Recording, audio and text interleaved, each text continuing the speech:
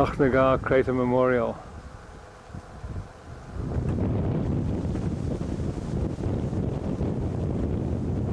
The Grand Mine, and this is just outside the little village of Boiselle.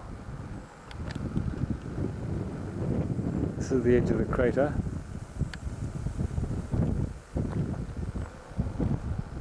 And we'll walk slowly towards it and just see exactly how big it is.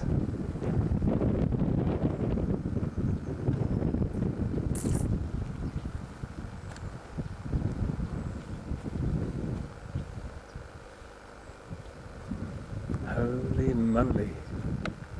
Woof.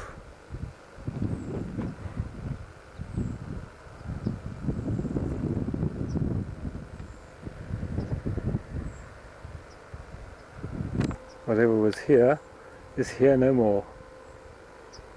This is the core of the crater, planted all around with little remembrance crosses, and looking up the side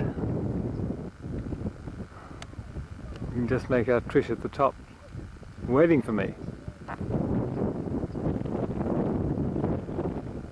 Some kind soul has dug up some shells in the nearby field, and there they are. The one that Trish is standing next to is a British 9.2 inch, which is the same caliber shell as the heavy coastal defence gun on Rottnest Island, and the other one is a somewhat smaller. It probably is an 18-pounder shrapnel shell, but I can't be certain. I'll have a closer look. But these are dug up all the time, and they get left beside the road, and eventually the French authorities come and pick them up and destroy them.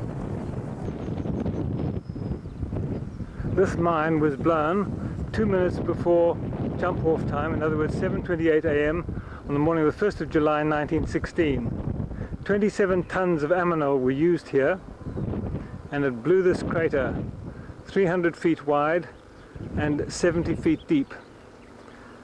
The Germans had forewarning that this was happening, having tapped into the British field telephone line, and the night before got a message from a commanding officer wishing the men of the 34th Division luck.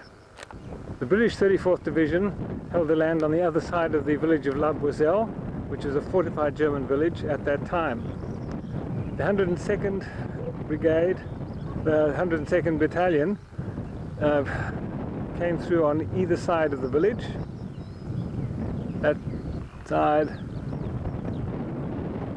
and this side towards where I'm standing. The 101st went to the right of the crater.